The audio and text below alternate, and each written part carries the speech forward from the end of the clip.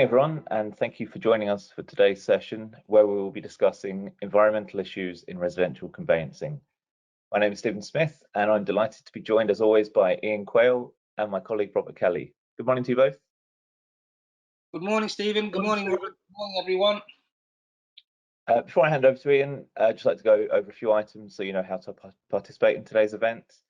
As is always the case, you're listening in using your computer's speaker system by default. If you would prefer to join over the phone, then you can just select the telephone option in the audio pane and the dial-in information will be displayed.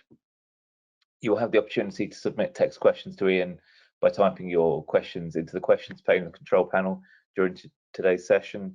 You can send your questions in at any time, but we will collect these and address them during a Q&A at the end of today's presentation.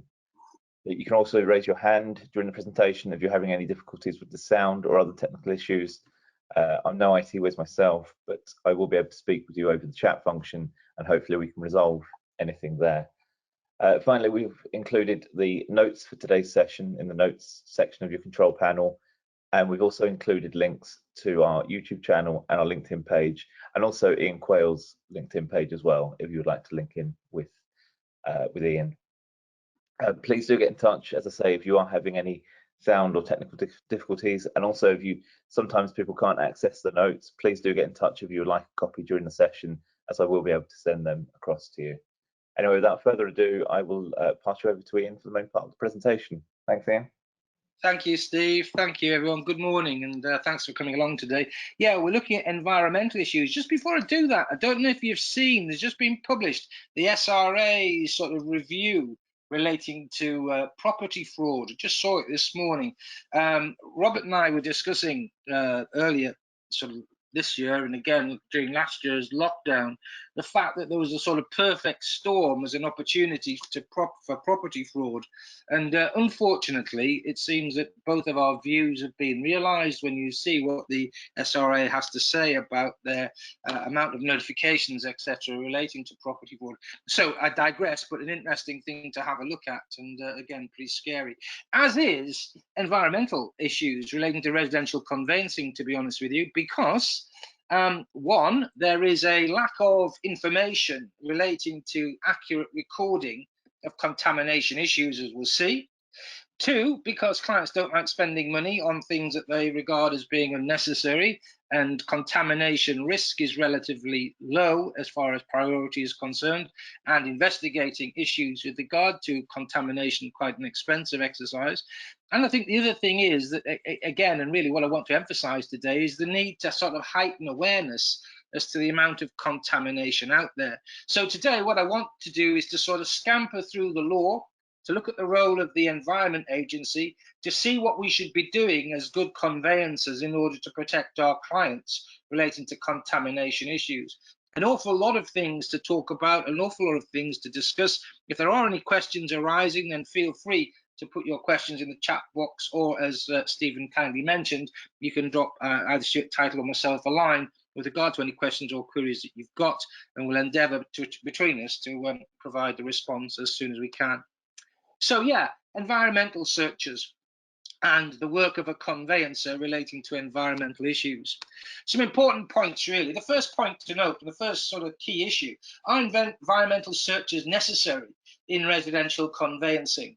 Well, I maintain that they are necessary, and I would also go further than that and say that we should be concerned with advising our clients about the benefits of environmental reports as well as searches in connection with residential conveyancing, because environmental issues, contamination issues, are a problem.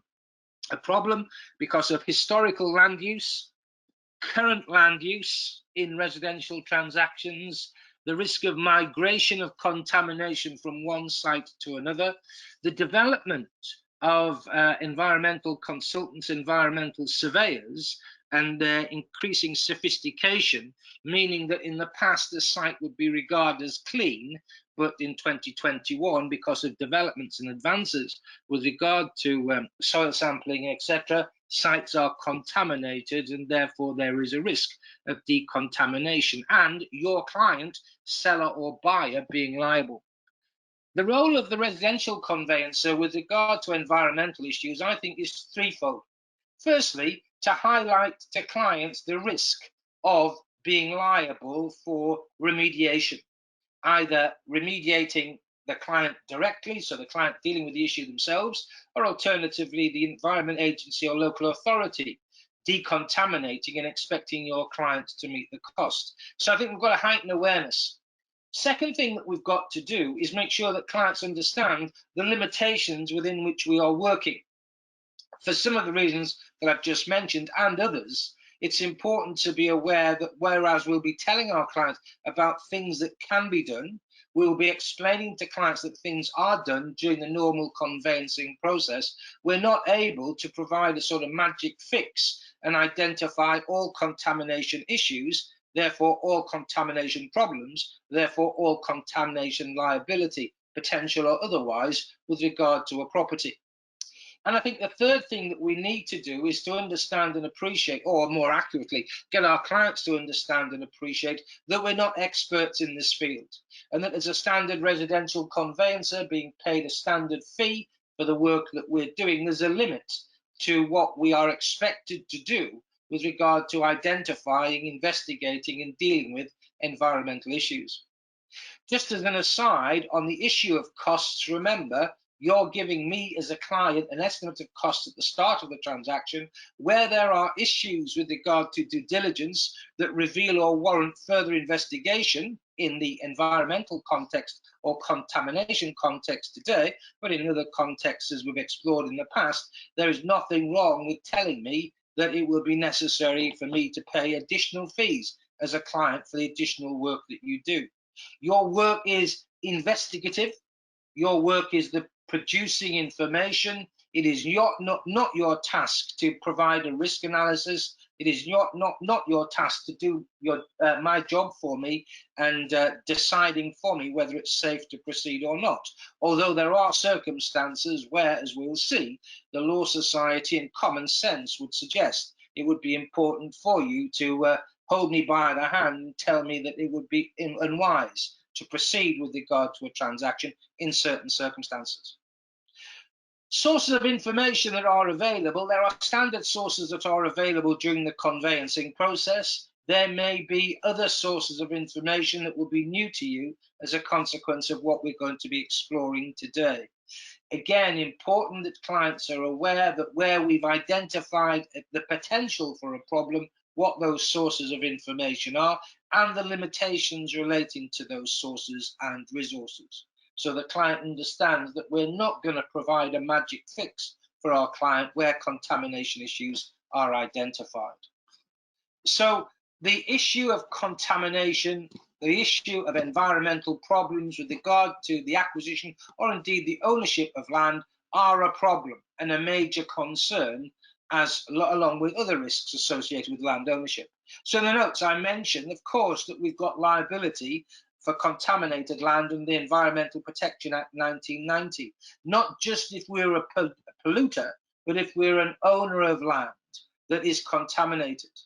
In addition to that, there is the potential for liability for statutory nuisance and liability for environmental damage. In addition to that, something that you may not be aware of, there's also risk of liability for nature conservation issues as resulting from contamination under the Wildlife and Countries Act 1981 and the Countryside and Rights of Way Act 2000.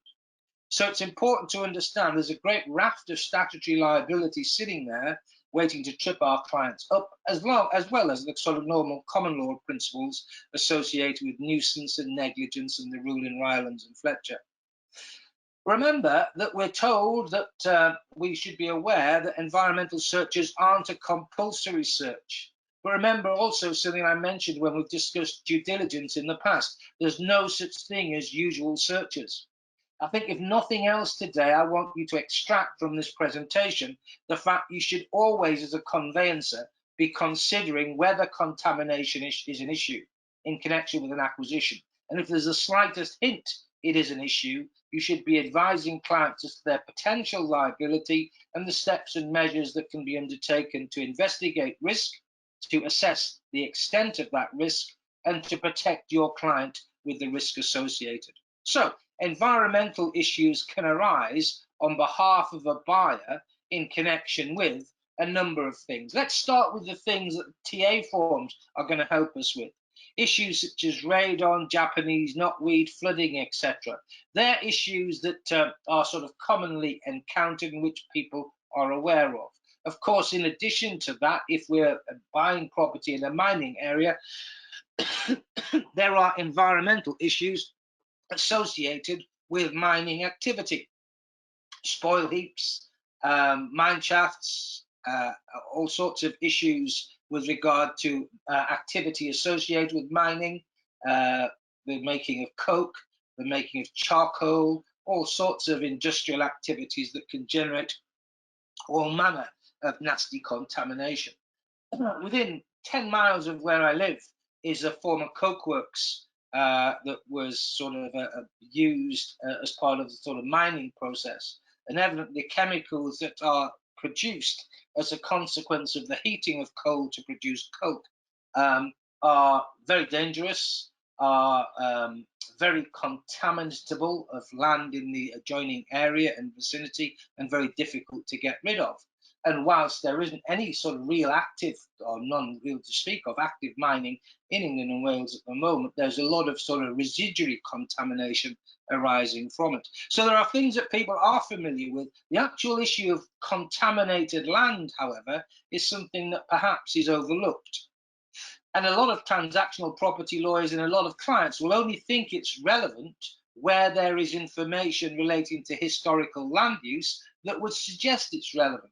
So, for example, a housing development built on the site of a former gasworks or rendering plant or something of that nature, or on a former industrial land, courtesy of brownfield development.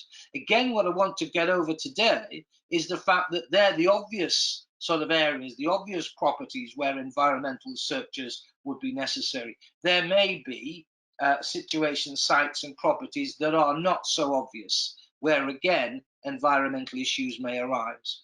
So it's important to have this sort of general awareness.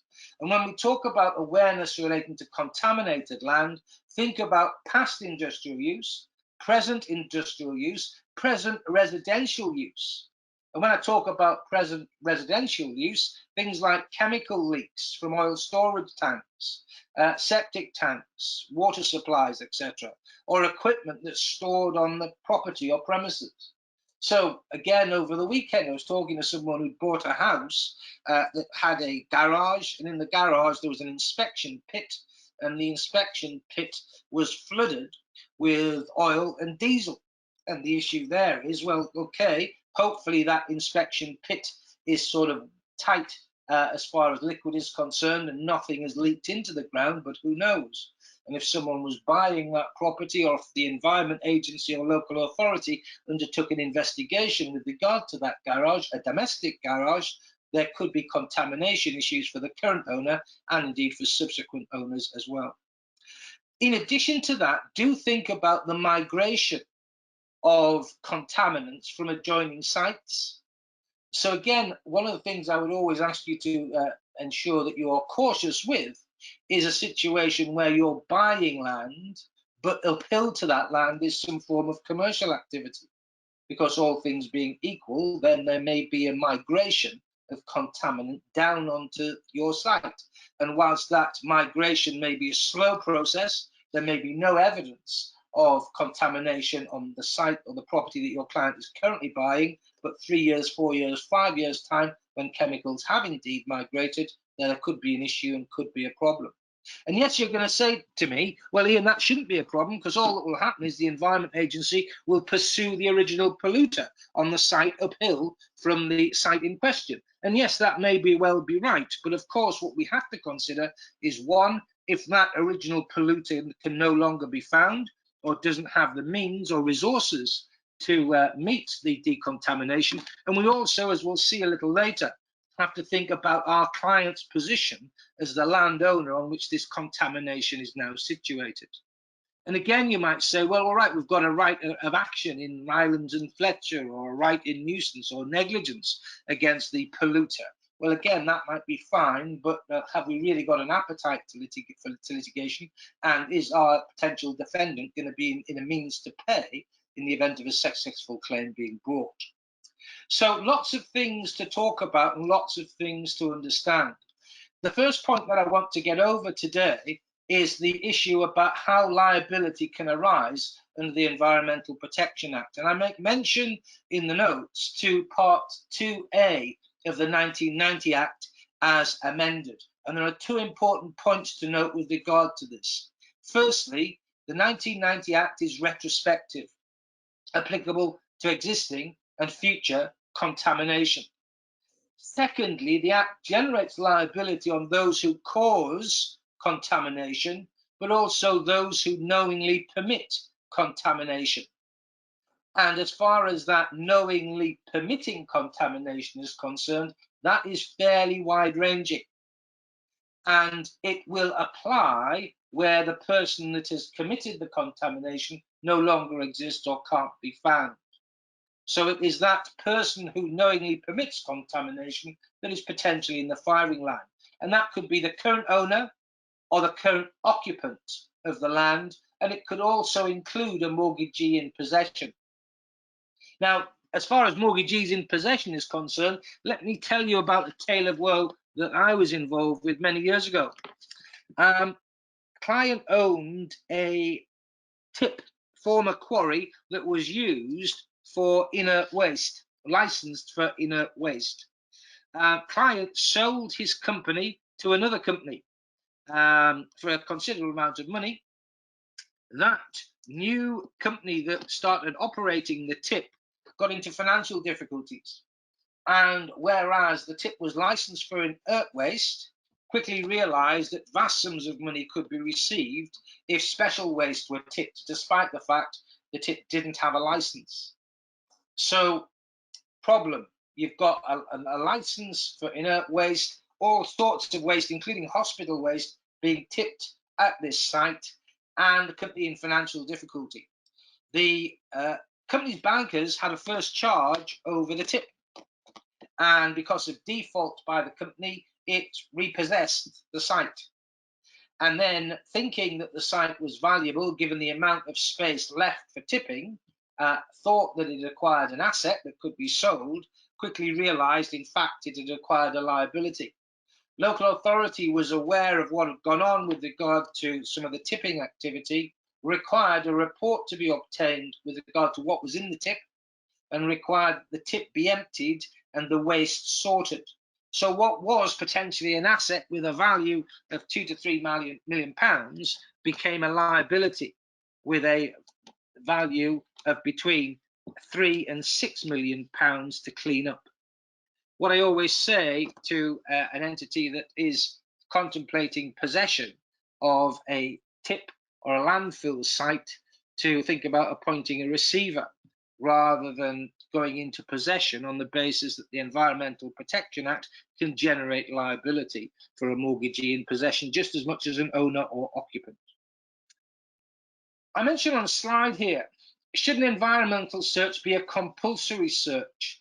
No, I don't think it should, but I do think we should be telling clients about the potential for liability. It's like one of these things that I sort of bleat on about on a fairly regular basis. As part of our duty and obligation to the client, we should be explaining the conveyancing process, but we should be highlighting or indicating where there are potential problems. And I think this is one of the situations where we indicate to the client, look, there are things that can be done to try and minimize your exposure or to identify what your exposure should be. An environmental search will give us information about historical land use. To be honest, an environmental search in isolation is not the magic fix that some people think about. As we'll see a little later, I'd be looking at an environmental search and report to provide our client with the big picture. Last point on slide, last question on slide, should contamination issues always be considered by conveyancers, commercial or residential? Yes. Rural or urban properties? Yes. Modern or old properties? Yes. Across the board, it must be considered as an issue. So what issues should be considered? Well, we've talked about all the things on the slide there. Contaminated land, if identified as such, warrants further investigation and consideration. The potential for liability should always be considered, as I mentioned earlier.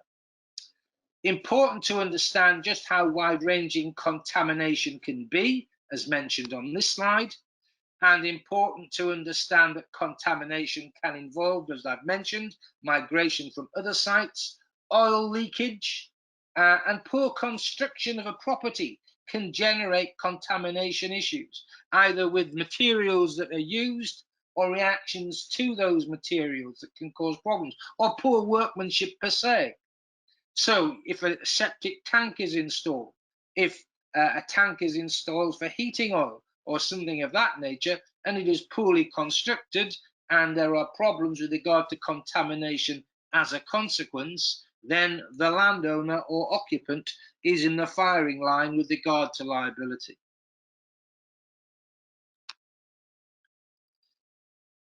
As I've mentioned already, the 1990 Act is retrospective legislation, and it generates liability for the causing of contamination or knowingly permitting contamination. And it generates liability for buyers and mortgagees in possession. Now, a bit of good news and a bit of bad news. Local authorities are supposed to inspect and identify contaminated sites. They're supposed to record contaminated sites. They're supposed to issue remediation notices or other methods of decontamination. The obvious thing being an undertaking relating to remediation being provided by someone that has caused contamination or knowingly permitted it. But it is a limited role, okay? It's a limited role because whilst local authorities are required to inspect and identify contaminated sites, they can't inspect all sites. It's necessary for them to prioritize sites that they consider could be problematical with regard to contamination and make sure that those sites are properly recorded, okay? The important point with regard to that is there is a need to keep the register updated, but there is no compulsion on a local authority to ensure all land within a local authority area or borough area is surveyed or investigated to determine whether the site or the land or property is contaminated. So it's a very limited role. It is therefore important that when you're looking at a local search result, you don't simply rely on a negative response from a local authority as being your client in the clear with regard to the land that's being acquired, because the local authority may not have inspected the land, and even if it has been inspected, they may not have inspected it sufficiently to indicate whether contamination is an issue or not. So important not just to rely on local authority searches. There is something that can be done with regard to an inquiry of a local authority that may shed some more light on a site or a property, as we'll see in a moment or two. I mentioned the Law Society's Contaminated Land Practice Note. And in short, what I've done here on the slide is just looked at some of the issues and tried to sort of condense what we're being asked to do. It is important that we give advice as to the consequences of acquiring contaminated land, including the potential risk for contamination and remediation, and the need to comply with a remediation notice. It is important that we take steps to make sure that clients are aware of what can be done to investigate and assess risk. And to that end, we've got certain steps that are undertaken normally in the conveyancing process, albeit with limitations, additional investigations and additional steps that can be undertaken, and in the light of what we're going to be looking at today, there are additional things that can be done to sort of heighten awareness and assess risk. We're required to consider the use of environmental searches and reports. Significantly, we're obliged to consider the impact of contamination on the value of the property.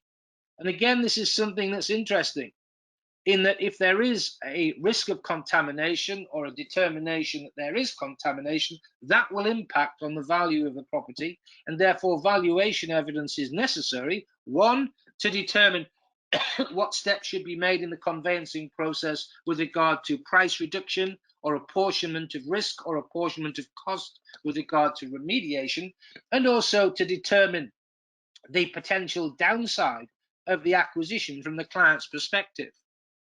It is necessary as part of the practice note to be aware of title issues that may be impacted by contamination. And here I'm thinking of issues such as restrictive covenants on the title relating to land use, or other issues, particularly with regard to leasehold properties concerning leasehold covenants relating to compliance with statutory notices on the part of the leaseholder, or indeed landlord, and transmission of cost into service charge where landlord is required to meet contamination costs or issues. And we've also got to consider the contract and what steps can be taken within the contract to protect our client's position. And again, here I'm looking at this from the perspective of acting for a buyer. It's just as important, if we're acting on the behalf of the seller, that we consider the practice note and steps that we can be taken in order to protect the seller. So let's just delve a little further into what the practice note requires us to do. We are entitled to consider the need for further inquiries of the seller or landlord, in addition to the standard inquiries that are contained in the TA forms as part of the conveyancing protocol. So where contamination is identifiable as an issue, we're perfectly entitled to raise additional inquiries, and I've specified within the notes what those inquiries should relate to. We should consider the need for searches of adjacent land for contamination migration, particularly if we're on a sloping site. And again, that is something that frequently is not considered. But again, I've had bitter experience of precisely that problem with regard to a site where adjoining was a site used for dry cleaning, and chemicals from the dry cleaning factory had migrated onto an adjoining what was formerly clean site to contaminate it, requiring the owner of that site, which was a resi development site, to meet the cost of cleaning up. We should be advising the clients about the benefit of an environmental report. And here's an important point to dwell on for a moment or two. Most environmental searches are data about historical land use, and that can be useful in connection with some types of contamination. An environmental report is going to be far more worthwhile, but equally far more expensive. It is going to advise our client about historical land use, about actual land use, and depending on the nature of the environmental report, we might have a situation where there is soil analysis and a lot of detailed investigative work undertaken that will highlight contamination that has migrated, or contamination that perhaps wasn't identifiable with regard to previous reports or previous environmental searches. Don't forget what I've said in the past about identifying client objective. If our client is buying a site, a residential site, as a bit of garden or an extension to a garden for the client, well then contamination issues may or may not be a problem for the client. The client's intentions is just to grass over the area of land concerned and not do anything with it, then clearly the position is radically different to the client that wants to buy a bit of additional garden with the intention of developing it. And of course, it also depends on just what the contamination is. It is possible in certain circumstances to seal contamination in, thus eroding or removing risk. So important to understand client objective, important to understand how the contamination issue impacts on that objective. Where an intended use isn't possible to determine, it is important that we warn the client that if there are contamination issues or remediation works that are necessary, those remediation works and the cost associated might mean that the potential for development of the site is reduced significantly due to the cost implications. And the practice note highlights the fact that we need to be thinking about whether we've identified a contaminated site that it's impossible to identify or assess risk, or where the risk is so great and the cost of remediation so expensive then the guidance note, the practice note, highlights the fact that we should be sitting off the fence, coming off the fence, and advising our client not to proceed. We should also be advising clients about environmental insurance policies. We should be warning clients in particular about leasehold transactions in that there's a duality of risk directly to us as a leaseholder, as an occupant, and risk associated with liability for the landlord that can then be transmitted to us by way of service charge. And of course, remember the position with regard to the lender and the advice relating to lender in connection with whether this property is adequate security or otherwise. The practice note highlights that it may be necessary for further valuation evidence to be obtained for a lender to determine the exposure that it faces as a consequence of a site being contaminated. The draft contract needs to be looked at because it might be possible to exclude liability for contamination. Now, here a word of caution. We can't exclude liability under the Environmental Protection Act 1990, but we might, as a seller, be able to exclude liability in connection with our period of ownership. We might, as a buyer, be able to seek an indemnity clause from the seller with regard to our vulnerability with regard to remediation. Or we could, on a sort of fair and equitable basis, agree to apportion costs that could be incurred relating to decontamination. We might look at in producing warranties that are to be inserted into the contract as to the state and condition of the land and property.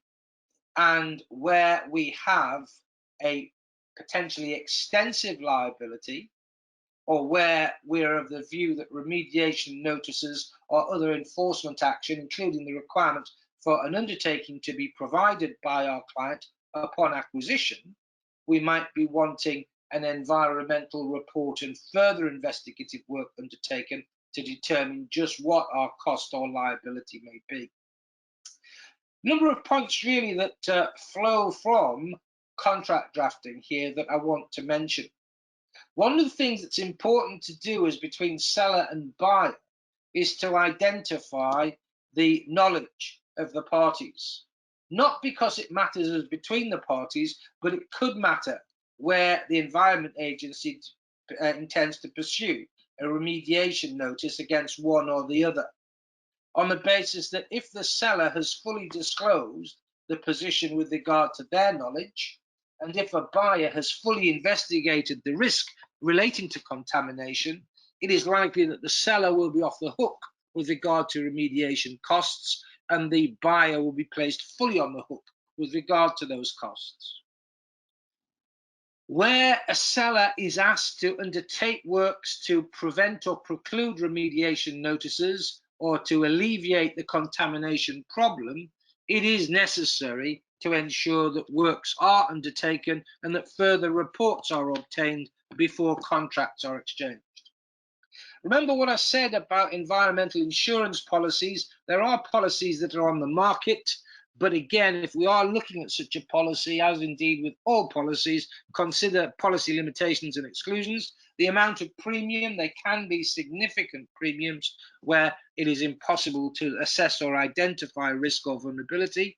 There will be excesses, and there will be policy conditions with regard to notification, etc., that your client needs to be made aware of. The practice note highlights that clients should be advised to withdraw where we're unable to any degree of certainty assess or identify risk or potential exposure. Where a client has been told, and we've all had clients like this, and they don't listen, or they don't want to know, or they know more than us, then we've got to be careful if our client is intent on considering to continue to purchase the property, that we have protected ourselves by advising the clients as to the risk and the fact that they've instructed us to proceed, notwithstanding the advice that they've received from us. 2 points to note really before I leave the issue of the practice note.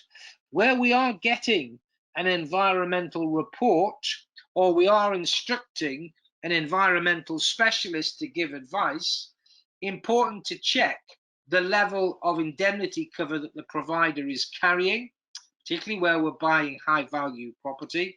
And it's also important that the client understands that in essence we're acting as a mailbox, and that we won't be giving advice on the content of specialist reports that are being produced with regard to contamination risks and issues associated. I mention in the notes that the environmental agency has given us a lot of information about landfill sites. And this is where I'm going to scare you for a moment or two. There are 21,000 old landfill sites in England and Wales.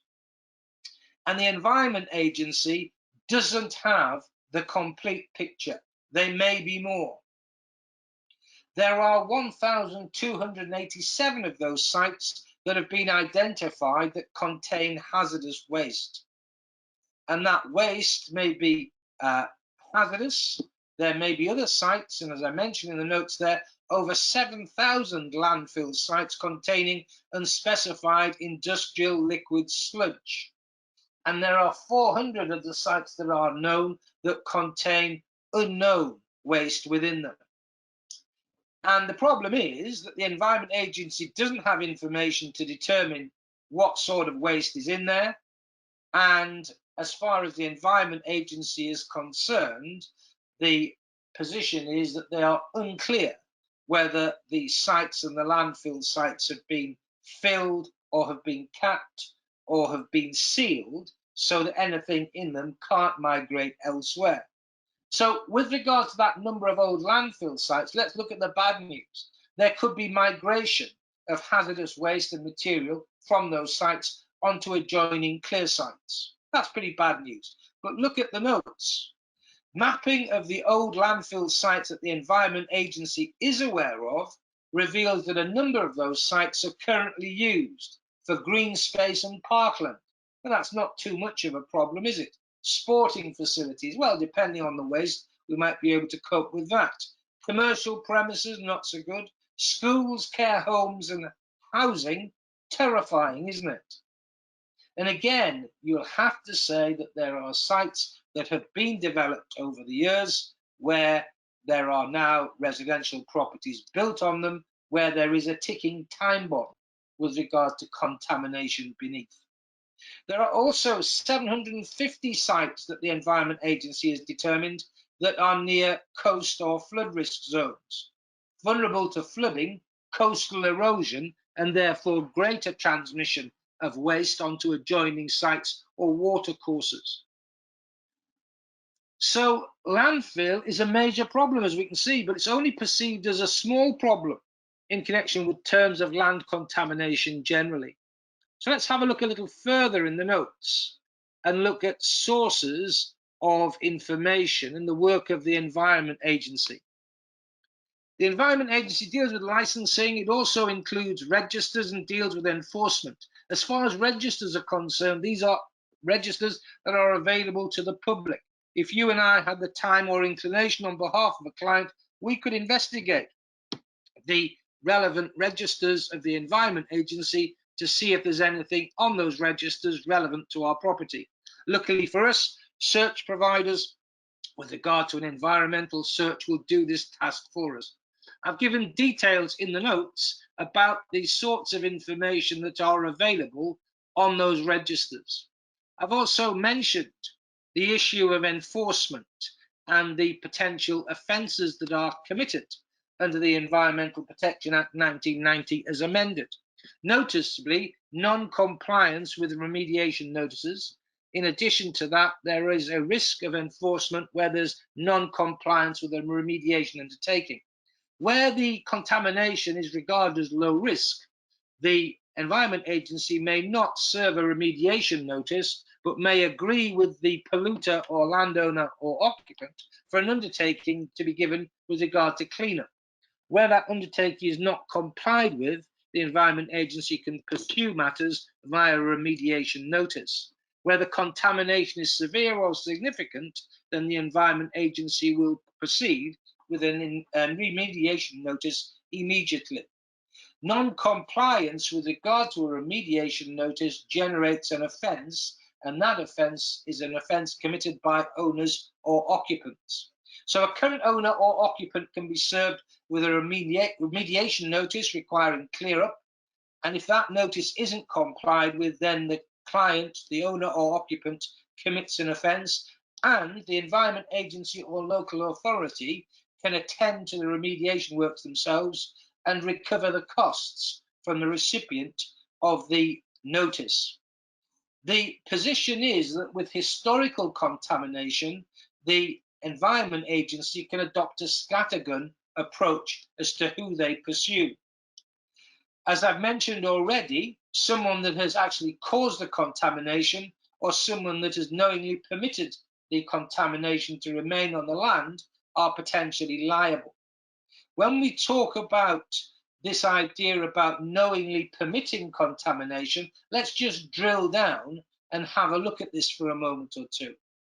If you're aware of an obvious risk but turn a blind eye to the presence of contamination, you are knowingly permitting.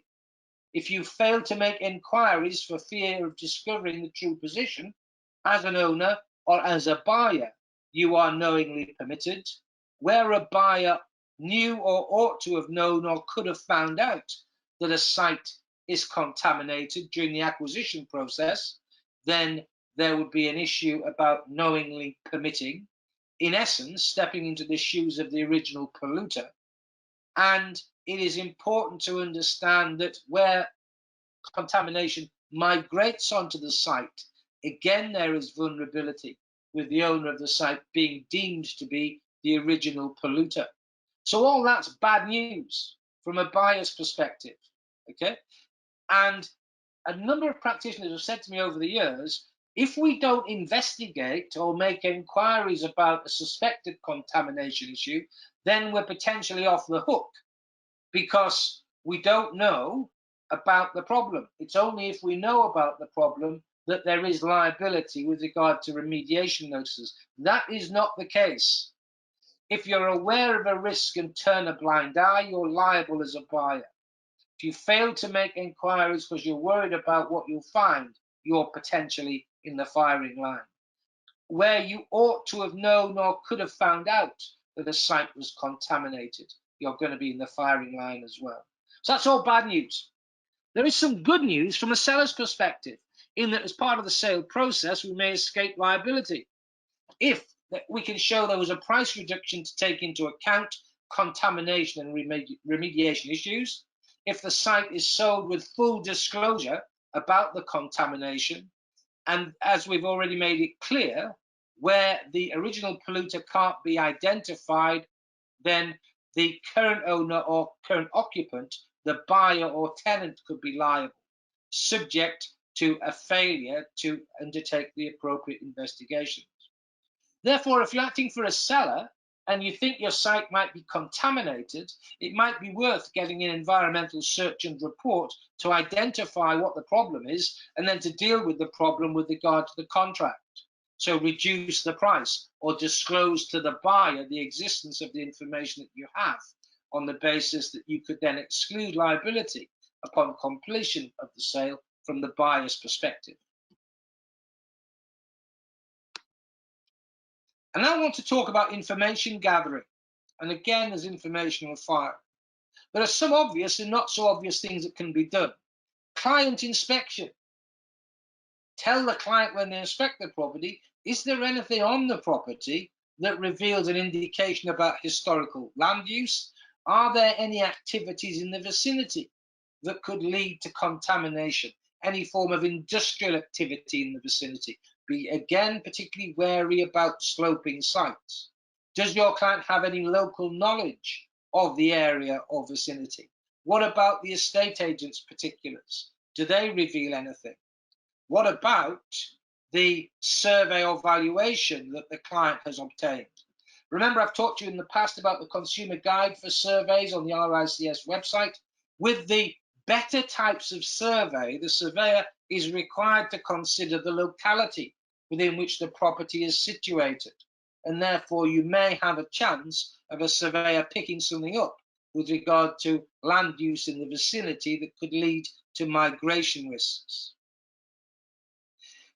It is important that we check out the TA forms, but the TA forms as such are not going to help us an awful lot, to be honest with you. And it is necessary to raise additional inquiries where we suggest or are aware that there is a risk. As far as the TA forms are concerned, they're going to reveal flooding, radon, energy efficiency issues, and Japanese knotweed or other plant infestations, but they're not going to help us with regard to contamination. So in the notes, I mentioned additional inquiries that should be generated about sellers' knowledge of contaminated use, accidents, incidents, or spillages of contaminants, whether there's any knowledge of historical land use by the seller or previous owners or occupants. Excuse me, just having a little glass of water. Other issues that might be relevant with regard to additional inquiries might involve any disputes with neighbours or regulatory bodies about the state and condition of this land or adjoining land, whether planning consents containing conditions relating to contamination or remediation or other works have been adhered to and works done properly addressed and concluded. Again, where you raise those questions and you don't get a satisfactory response, or you get a seller that's unwilling to respond, the buyer needs to be made aware of the fact that your additional investigations have not been concluded satisfactorily. So this is still open-ended, and that further investigative work or further protection should be contemplated for the buyer. I mentioned in the notes the local search, and the local search should deal with whether there are any entries in the register maintained under the Environmental Protection Act 1990. But remember what we said about this, not all land is inspected, and therefore not all land will have been properly investigated to determine contamination.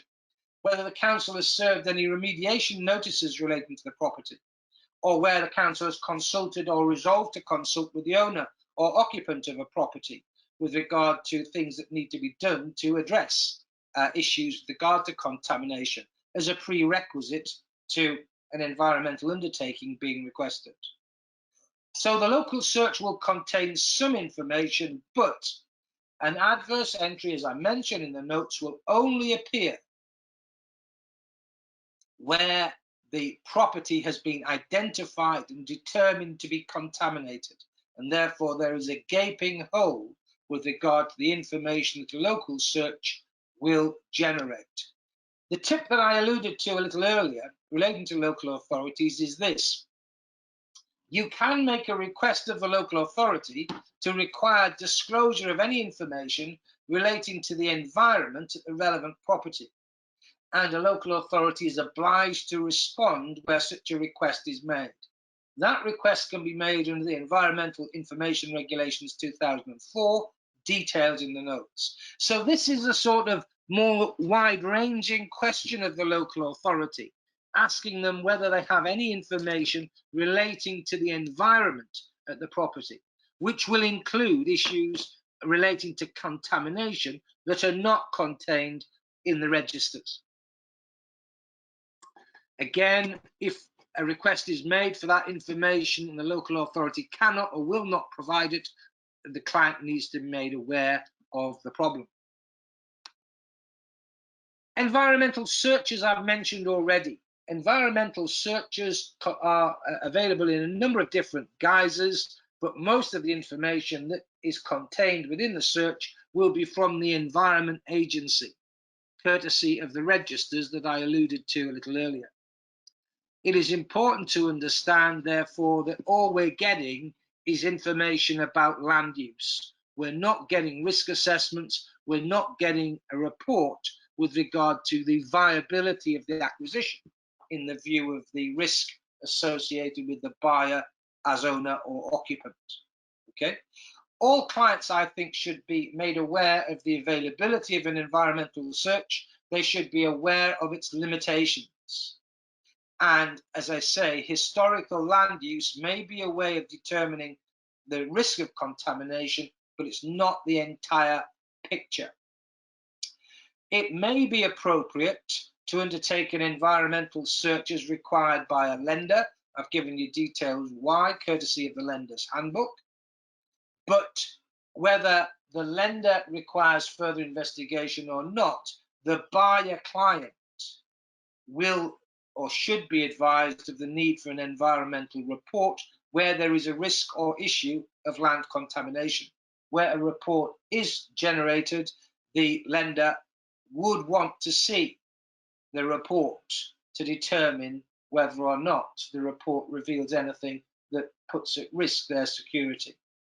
Again, remember what we said earlier about once we've got environmental searches or environmental reports, or both, it might be appropriate for both lender and indeed buyer to have another survey or a revaluation of the target property. Which leads me to talk about the issue concerning environmental reports. Environmental reports can be expensive, but they may include site investigation reports, a desktop report evaluating risk, consideration of contaminated land via information from the Environment Agency, and may also reveal the need for a full site investigation, which would involve soil sampling, etc.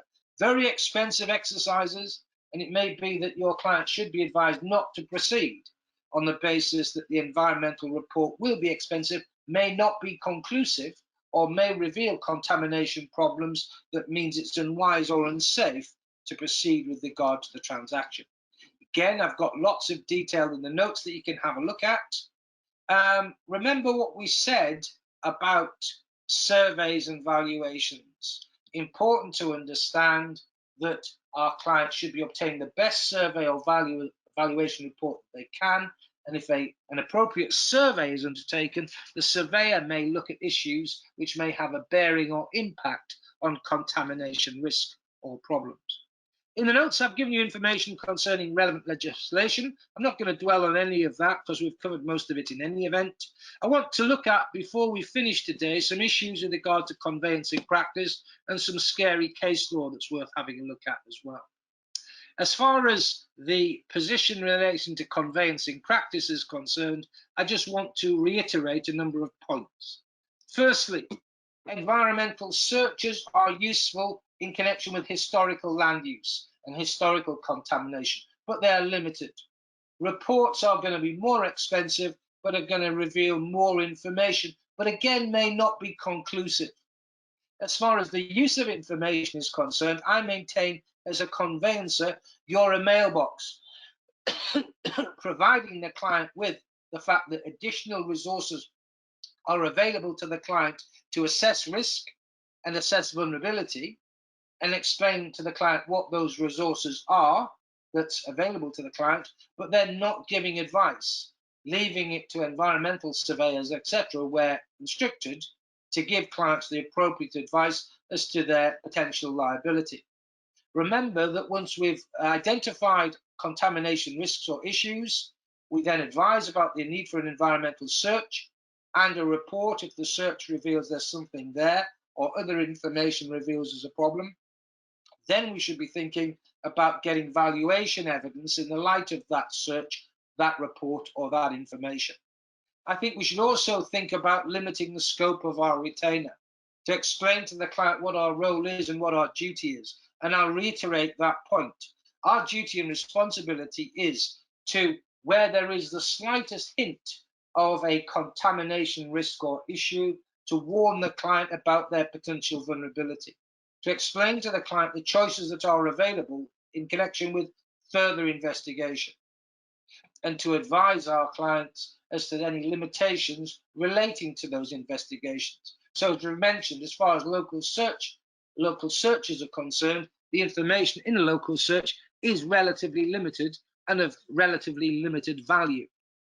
As far as an environmental search is concerned, again, it has limitations. An environmental report has limitations, if nothing else, limited as to the level of indemnity cover that the report provider is carrying, or limited as to what the report actually entails.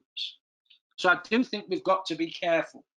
The law relating to contamination is complex and confusing. I don't think it's necessary to provide the client with detail concerning the law relating to environmental issues. I think what we should be doing is just explaining the sort of primary liability and secondary liability as to the Environmental Protection Act 1990. It is important, I think, to make sure that in relation to the conveyancing process, the residential process, we make sure clients understand liabilities associated with contaminated land, the consequences of acquiring contaminated land or occupying contaminated land. Leaseholders in particular need to know about the potential duality of risk that I mentioned a little earlier.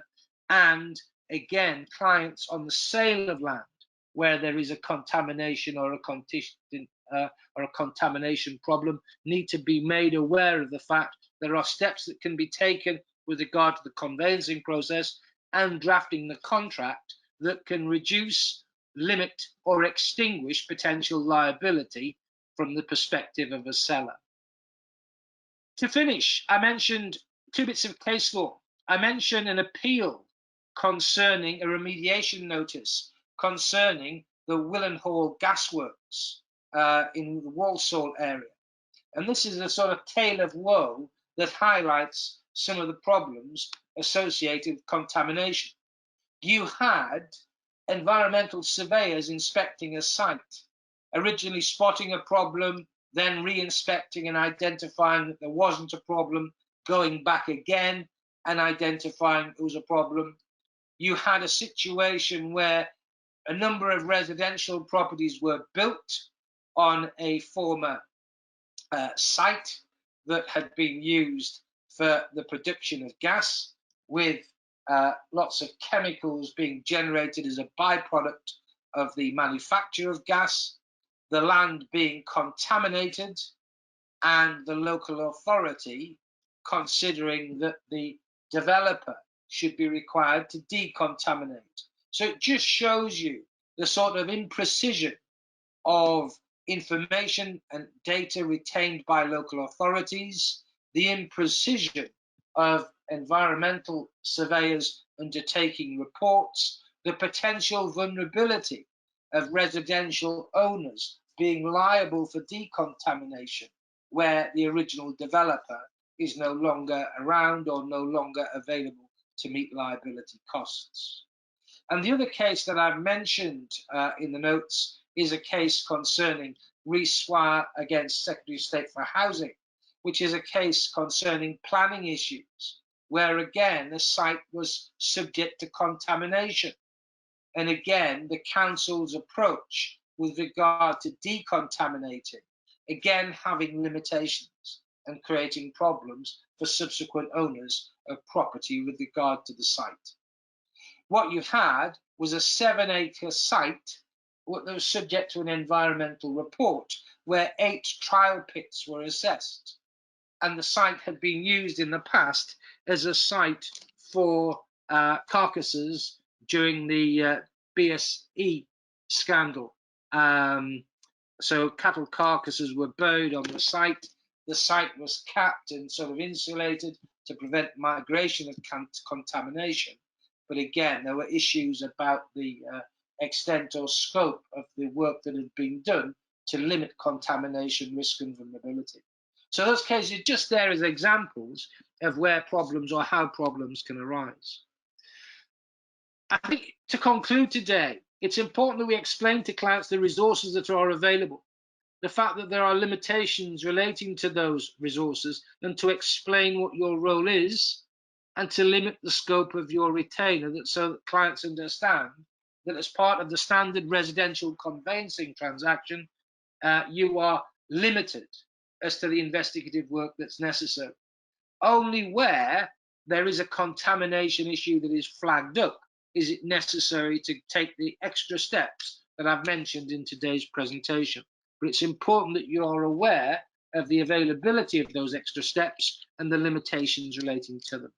Stephen, I am conscious of time, and I am conscious that everyone has been very patient.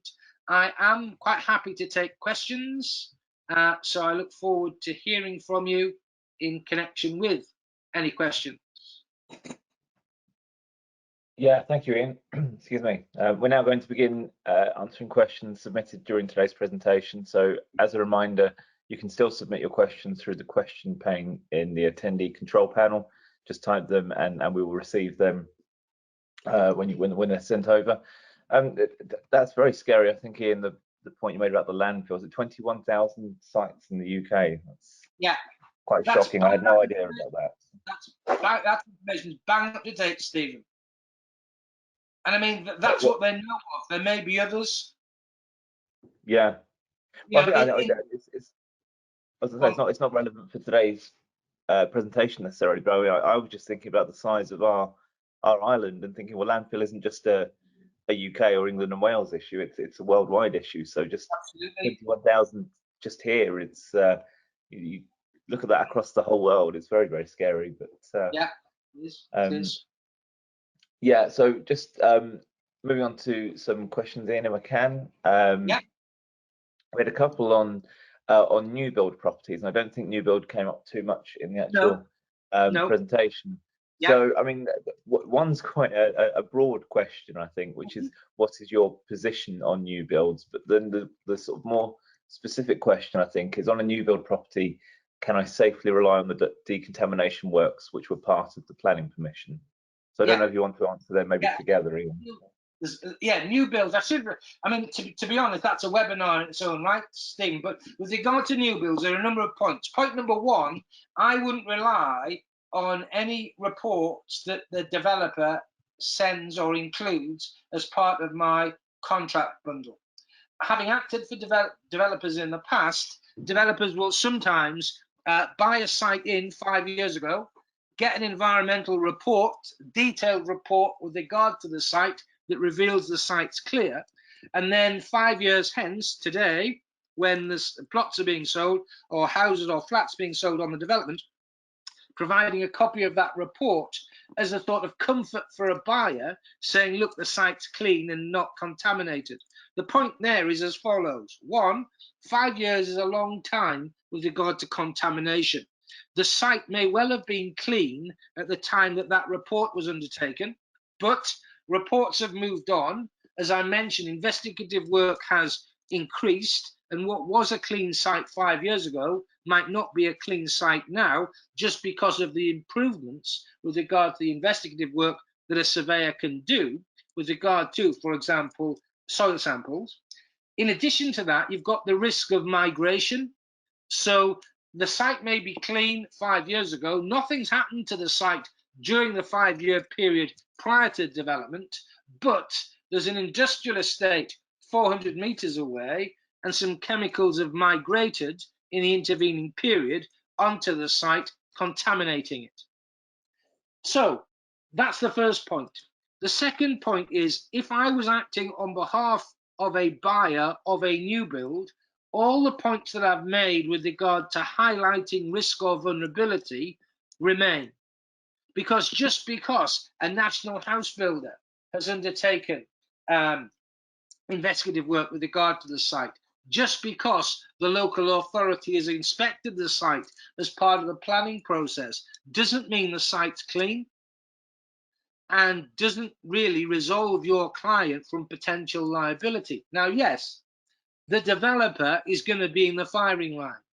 If the developer is a national house builder, then that national house builder isn't going to run away from its responsibilities. But there is a risk, there is always a risk, that that national house builder no longer exists or is in financial difficulty. Robert, you'll remember, as I do, the Northern Rock Building Society many years ago, and the fact, all building societies are absolutely rock solid, great places to put your money in. And then do you remember when there's a run on the bank with regard to the Northern Rock, and it disappeared off the face of the earth relatively swiftly? As a consequence of that, I'm always skeptical that no matter how blue chip an entity is in the conveyancing process, there is always a risk that they disappear. That risk may be remote, but it can happen. And if it does happen, your client is in the firing line.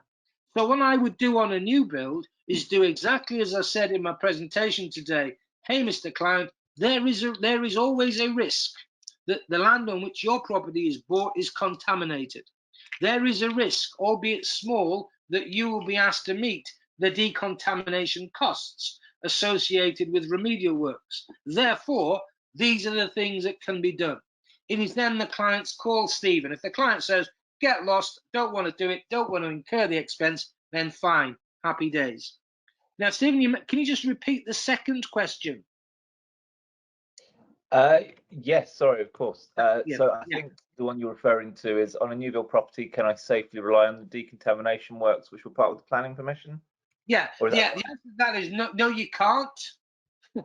You know, because how do you know that the local authority's inspection is robust enough to spot any problems? Now, yeah, all right, you'll have a claim against the developer. You may have a claim in negligence against the local authority with regard to its failure to adequately inspect. But there is still this underlying vulnerability to your client. So, in short, I'm not going to get, I'm not going to be saying to my client, hey, you shouldn't be buying it.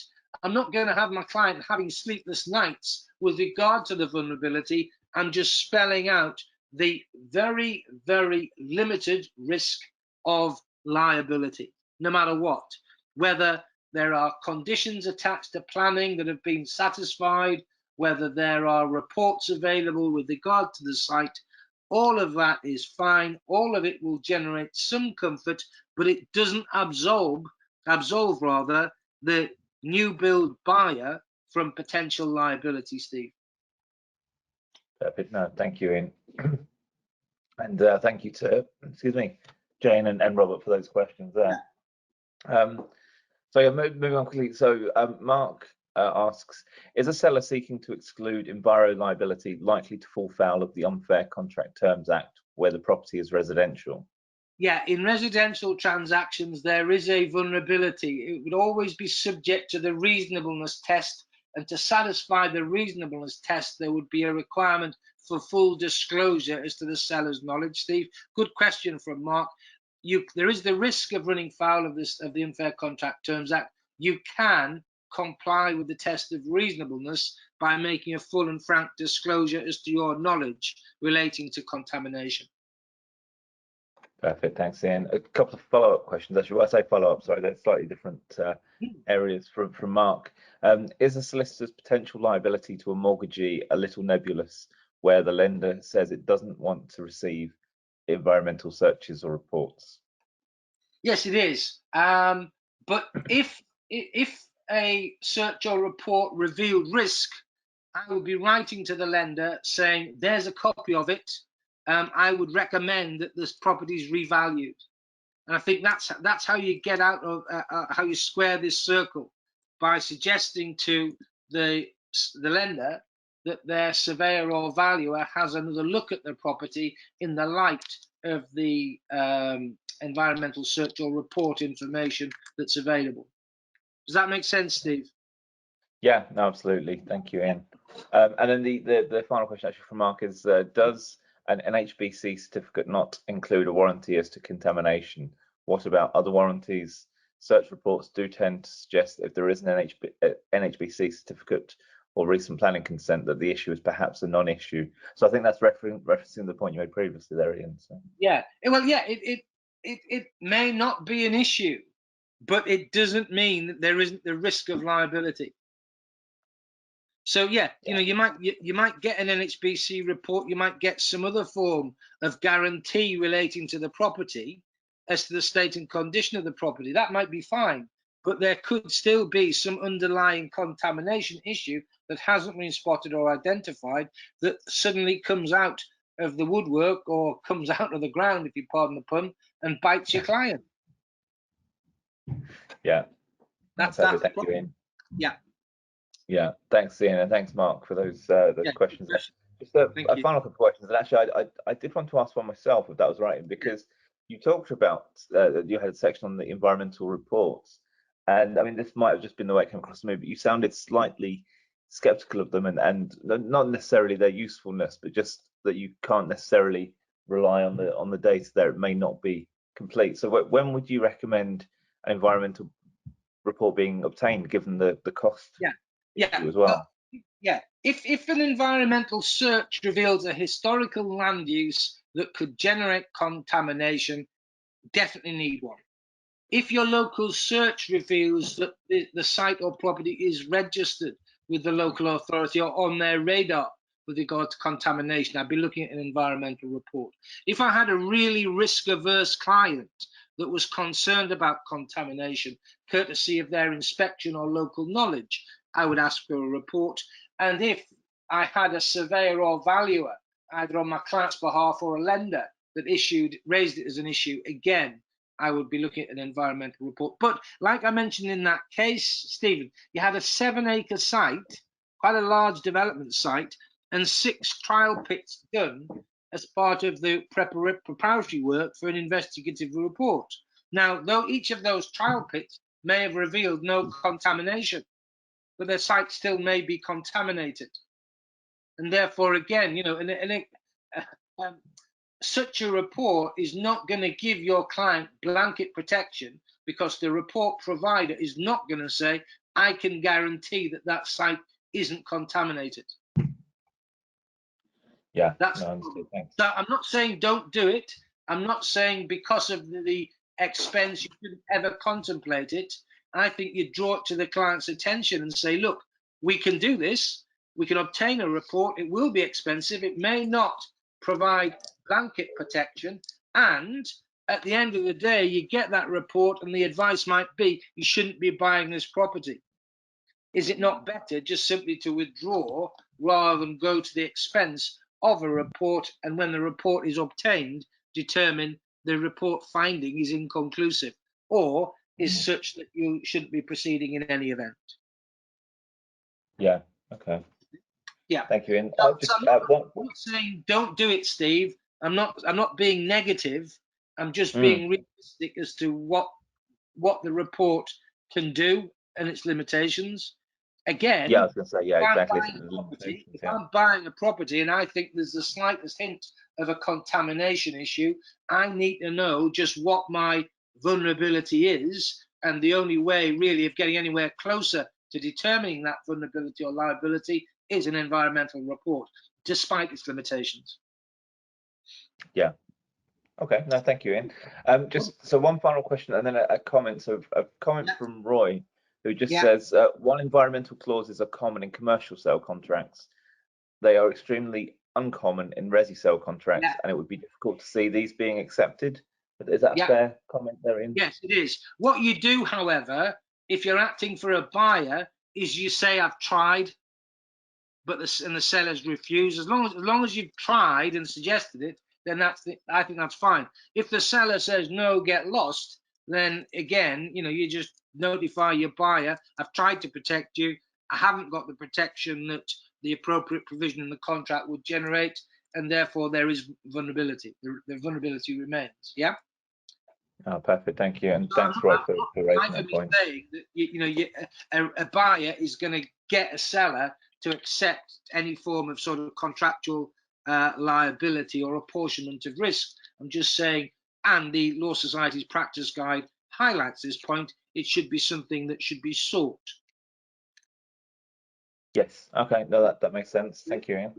And then yes, the final question, and thanks to everyone that stayed on for the Q&A this morning. So the final question is from Mayumi, and Mayumi asks, when acting for a seller who might be rather unfamiliar with various issues on the property, e.g. not knowing what Japanese knotweed is, how do we encourage such sellers and to comply adequately with our duties in acting for them?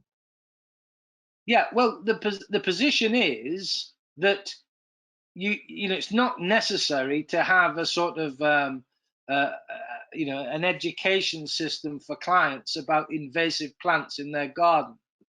The question is the client aware? So the client is required to complete the TA forms in isolation without any advice or guidance from you.